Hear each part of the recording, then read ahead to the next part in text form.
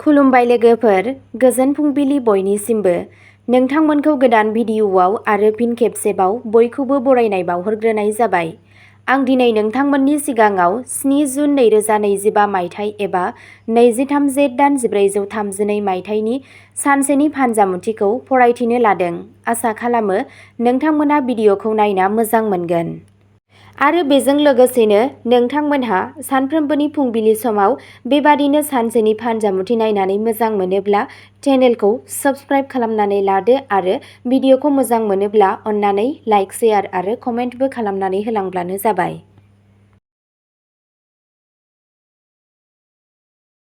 मेष राशि। बांद्राय गोसोआरि नारसिननाय आरो मेंनाया जेंनानि फुंखा जानो हागौ। गावनि सावस्रिखौ मोजाङै लाखिनो थाखाय थोजासे जिरायनो थि खालाम। नोंथांनि रां थिसननाय आरो इयुननि सानथांखिफोरखौ आन्दोआव दोन। नोंथांनि बिफानि गोब्राब आखुआ नोंथांखौ दुखु होनो हागौ, नाथाय थासारिखौ सामलायनो थाखाय सिरि था। बियो नोंथांनो मुलाम्फा होगोन। मोजां मोननायनि मोन्दांथिया मोन्दांथिनिफ्राय गोजौसिन, नाथाय दिनै नोंथाङा मोजां मोनलायनायनि बे निसानि मोनसे नुथाय नुनो हागौ। खामानिनि जायगायाव बयबो नोंथांनि खोथाखौ गोथौवै खोनासंगोन। नोंथाङा जायखिजाया बादायलायनायाव हाबगोन। नोंथांनि बादायलु आखुआ नोंथांखौ देरहानायाव मदद होगोन।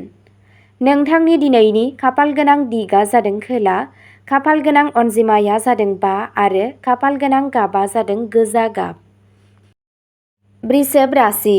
दिनैनि साना नोंथांनि थाखाय मोनसे मोजां सान जानो थांगासिनो दं। दिनै जागायजेननाय जायखिजाया खामानियाव नोंथाङा थारैनो जाफुंसारगोन। नोंथाङा गोजाम लोगोफोरजों बायजोआव थांनोबो खाबु मोनगोन। नोंथाङा गुबुन हादोरनिफ्राय साख्रिनि खाबु मोननो हागौ। बिगियानजों सोमोन्दो थानाय फरायसाफोरा गावसोरनि आनजादआव साबसिन फिथाय मोननो हागोन। नोंथाङा सासे मुंदांखा बिबुंगोरानिफ्राय मदद मोनगोन। जायफोरा गोब्राब नाजायो बिसोरो दिनै लुबैनाय बान्थाखौ मोनगोन। गौरी गणेशखौ सिबि आरो नोंनि देहाया मोजां जागोन। नोंथांनि दिनैनि खाफालगोनां दिगआ जादों सोनाब, खाफालगोनां अनजिमाया जादों 6 आरो खाफालगोनां गाबआ जादों गुफुर गाब। मिथुन राशि।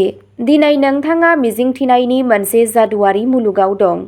रायज्लायनाय आरो राङारि लेनदेन खालामनाय समाव सांग्रां जानांगौनि गोनांथि दं। जायखिजाया गोब्राब आखु दिन्थिसेयावबो नोंथाङा नोंथांनि जिउ लोगोरिनिफ्राय मदद मोनगोन। नोंथांनि अनजाथावआ नोंखौ गोसोखांनानै सानखौ बारहोगोन। सिगांनि खामानिफोरा दिनै फिथाय आरो बान्था होगोन। जुदि बायजोआव थांनायनि सानथांखि दं, अब्ला बेफोरखौ जोबथा बुब्लियाव दोनथ'नो हागौ। हाबा जानाय जिउनि थाखाय बेयो मोनसे मोजां सान।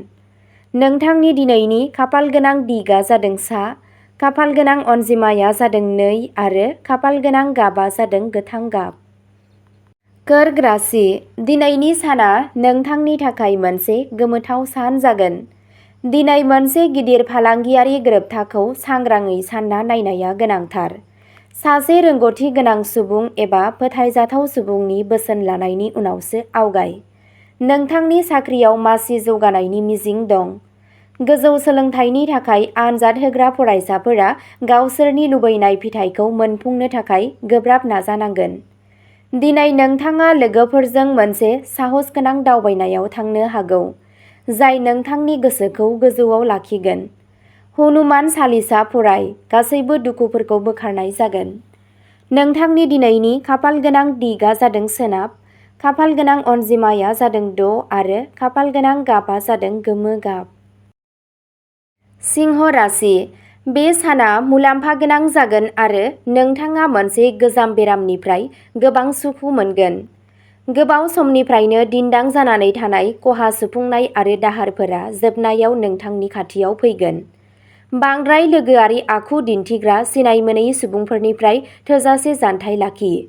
रमान्सआ हिट जानो हागौ आरो नोंथांनि बेसेन गोसा अनथोबफोरा दिनै जादु खालामनायाव फेलें जागोन। नोंथांनि गावखौ फोथायनाया बांगासिनो दं आरो दावगानायखौ रोखायै नुनो मोनगासिनो दं। दिनै नोंथाङा गुबुननि थाखाय गोसो जाना मावनाय हाबाया बिसोरनि थाखायल' हेफाजाब होनाय नङा, नाथाय नोंथांनि गोसोआव गावनि मोनसे मोजां सावगारिबो सोरजिगोन। नोंथांनि दिनैनि खाफाल गोनां दिगा जादों सा सानजा, खाफाल गोनां अनजिमाया जादों 1 आरो खाफाल गोनां गाबा जादों खमला गाब। कन्या राशि, दिनैनि साना जोबोद मोजां जानो थांगासिनो दं। मोनसे गोजाम फालांगियारि गोरोबथाया हरखाबै नोंथांनो मुलाम्फा लाबोगोन, जाय नोंथांनि गोसोखौ गोजौआव लाखिगोन। समाजाव नोंथांनि मान सन्मानआ दिनै बांगोन। नोंथाङा मोनसे समाजारि आफादजों सोमोन्दो लाखिनो हागौ, जाय इयुनाव नोंथांनो मुलाम्फा होगोन। नोंथाङा बयखौबो लोगोआव लाफानायावबो जाफुंसार जागोन। नोंथाङा नोंथांनि नखरजों बबेहायबा दावबायनायनि सानथांखि लानो हायो। फरायसाफोरा दिनै गावसोरनि फरायनायाव साबसिन फिथाइ मोनगोन आरो गुबुन हादोराव थांनोबो खाबु मोनगोन। मासे मोसौनो रुटि दौ आरो साना मोजाङै थांगोन। नोंथांनि दिनैनि खाफाल गोनां दिगा जादों खोला सानजा, खाफाल गोनां अनजिमाया जादों 5 आरो खाफाल गोनां गाबा जादों गोथां गाब। तुला राशि, दिनै नोंथाङा गुबुननि सुबुरुनखौ मानिनानै रां थिसनोब्ला राङारि खहाया फ्राय रोखा। गांसे लाइजाम एबा इमेलआ गासै नखरनि थाखाय मोजां खौरां लाबोगोन। रमान्सनि बेलायाव बेयो मोनसे गोसो गुदुं सान। बेलासिनि थाखाय माखासे जुनिया सानथांखि बानाय आरो बेखौ जेसेबां हायो एसेबां रमान्टिक खालामनो नाजा। गोनांथार फालांगियारि गोरोबथा खालामनाय समाव गुबुननि नारसिननायाव दागोग्लै। हाखु-दाखु थिरांथा लानायनिफ्राय गोजानाव था जाहाथे नोंथाङा उननि जिउआव उनदाहा खालामा।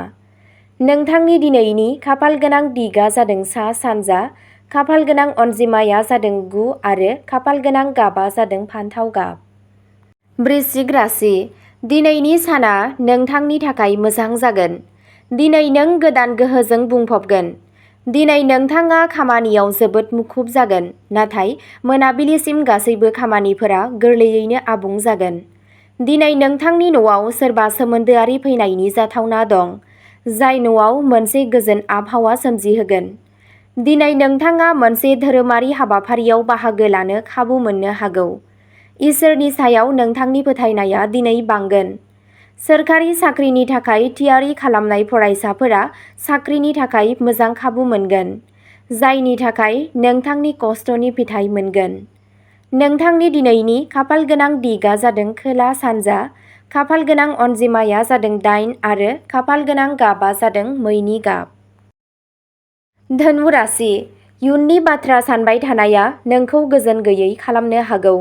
नोंथाङा बुजिनांगोन दि थार खुसिया आथिखालखौ आबुङै रंजानायनिफ्राय फैयो, इयुननि सायाव सोनारनायनिफ्राय नङा। गासैनिबो गावनि रंजानाय थायो, खोमसि आरो निजोमबो थायो। दाहार लानो फैग्राफोरखौ नेवसिनाया साबसिन जागोन। नोंथांनि सानथौखौ गुबुननि सायाव जाबसिननो नाङा आरो दाङाबाजिनिफ्राय बारग'नो थाखाय गुबुनफोरा मा बुंनांगौ बेखौ मोजाङै खोनासं। गावनि आंगोखौ जेबो गाज्रि बाथ्रा बुंनायनिफ्राय गोजानाव था, मानोना नोंथाङा उनाव उनदाहा खालामनो हागौ। नोंथांनि दिनैनि खाफाल गोनां दिगा जादों सोनाब, खाफाल गोनां अनजिमाया जादों 7 आरो खाफाल गोनां गाबा जादों रेजें गोथां गाब। मकर राशि, दिनैनि साना नोंथांनि थाखाय एसे मोजां जागोन। दिनै नों थि समखौ सिनायनो नांगोन। बे साना थि बिथांखि बानायनायनि थाखाय। नोंथाङा मावख'आव नोंथांनि लोगोफोरनिफ्राय मदद मोनगोन।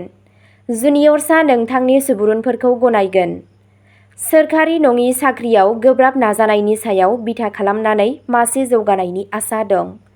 नोंथाङा नोंथांनि न'नि सोरगिदिं माबा मोनसे समाजारि हाबाफारिफोराव बाहागो लानो हागौ।